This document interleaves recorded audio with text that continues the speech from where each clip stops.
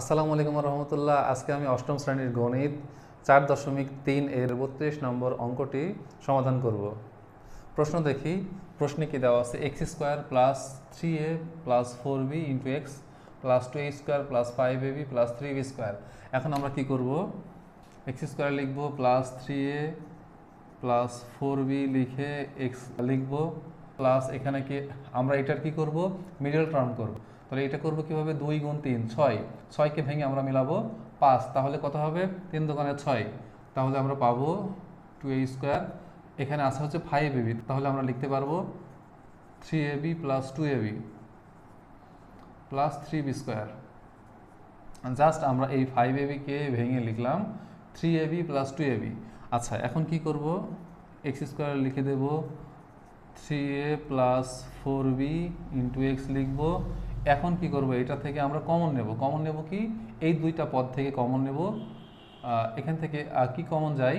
A common যাবে, তাহলে 2a থাকবে প্লাস এখানে থাকবে 3b। এখান থেকে কমন যাবে হচ্ছে b, প্লাস b কমন নেব, থাকবে 2a, আর এখান থেকে যদি b কমন নিই থাকবে 3b। আচ্ছা, এখন কি করব? X square plus 3a plus 4b into x লিখব। এখন এই দুইটা পদের মধ্যে 2a প্লাস 3b উভয় পদে আছে, তাহলে এখান থেকে আমরা কমন নেব 2a plus 3b। 2a plus 3b common নিলে এখানে থাকবে কত? a plus b।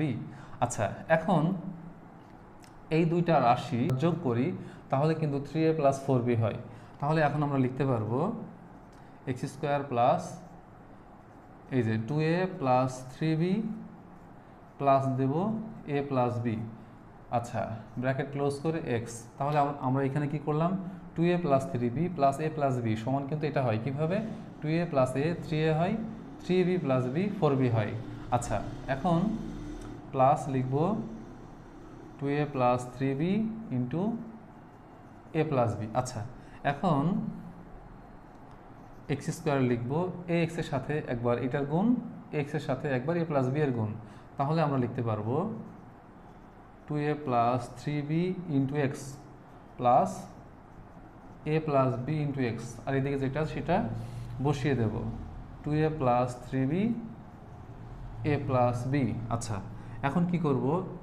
এখানে মোট পদ আছে 4টা, 1 2 3 4। এই 4টা পদের ভিতরে প্রথম যে দুইটা পদ, এই দুইটা পদের মধ্যে কোনটা কমন যাবে? এক্স কমন যাবে। এক্স কমন নিলে এখানে এক্স থাকবে, আর এখান থেকে এক্স কমন নিলে থাকবে 2a plus 3b, 2a plus 3b। আচ্ছা, এবং শেষ দুই পদ থেকে কোনটা কমন যায়? a প্লাস b কমন যায়। এখানে a প্লাস b আছে, এখানেও a প্লাস b আছে, তাহলে আমরা কমন নেব a plus b। a plus b common নিলে এখানে থাকবে x, প্লাস এখান থেকে a প্লাস b কমন নিলে কত থাকবে? 2a প্লাস 3b থাকবে। আচ্ছা, এখন এখানেও আছে x plus 2a plus 3b, এখানেও আছে x plus 2a plus 3b। এখন আমরা যদি এটা কমন নিই, x প্লাস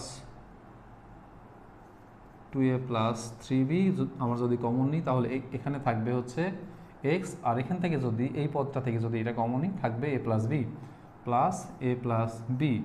এটা হচ্ছে অ্যান্সার। আজকের মতো এ পর্যন্তই।